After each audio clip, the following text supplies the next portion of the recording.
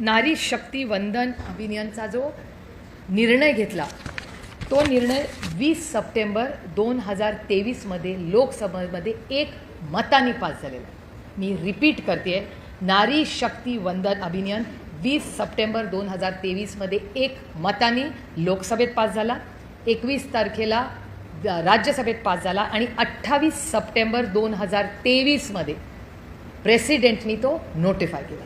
म्हणजे नारी शक्ती वंदन अभियान हे बिल युनॅनिमसली एक मताने पार्लमेंटनी पास केलेलं आहे।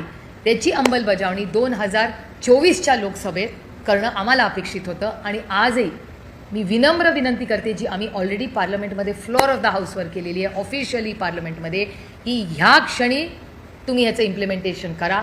543 मधल्या 33% महिलांना आरक्षण तुम्ही लगेच द्या। आम्ही पूर्ण त्याच्यासाठी तयार आहोत। आमचा आग्रह आहे, आज आणि उद्या नाही, कालच हे करायला पाहिजे होतं। त्याच्यामुळे माननीय मुख्यमंत्र्यांना मला खूप विनम्रपणे विचारायचं आहे की जर 2023 मध्ये आम्ही बिल पास केलं आहे तर आपण आता 2026 मध्ये आहोत। 24, 25, 26 अडीच वर्ष झाले हे बिल पास करून। ह्याची अंमलबजावणी आत्ताच्या तत्कालीन भारत सरकारने का नाही केलेली? त्याच्यानंतर एवढी इलेक्शन झालेल्या बिलावर परत चर्चा कसली? कारण का हे बिल महिला आरक्षणाचं बिल नव्हतंच, हे बिल डिलिमिटेशनचं होतं। त्यामुळे कॉन्स्टिट्यूशन अमेंडमेंट जे करायचं होतं नारी शक्ती 33%च्या आरक्षणाबद्दल, ते आम्ही 3 वर्षापूर्वीच एक मताने केलं आहे आणि विरोधाचा विषय येतोच कुठे? माझं म्हणणं आहे की डिलिमिटेशनचा आणि महिला आरक्षणाचा संबंध काय?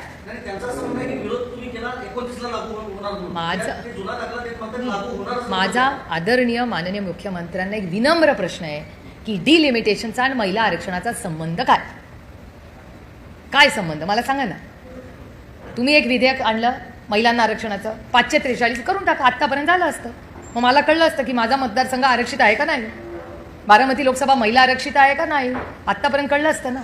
डिलिमिटेशनमध्ये तुम्ही का घालताय? तुम्ही 543चा निर्णय तत्कालीन का?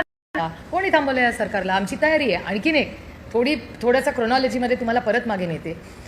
आम्हाला जेव्हा बोलवण्यात आलं तेव्हा आम्हाला सांगण्यात आलं की 50% सीट्स आम्ही प्रत्येक राज्यात वाढवणार। मग त्याचं काय झालं? ते बिलात का नाही आलं? एवढं तुम्ही सेशन बोलवलं, सेशनच्या आधी अनेक गोष्टी आम्हाला सांगण्यात आल्या, मग त्या का नाही बिलात आल्या?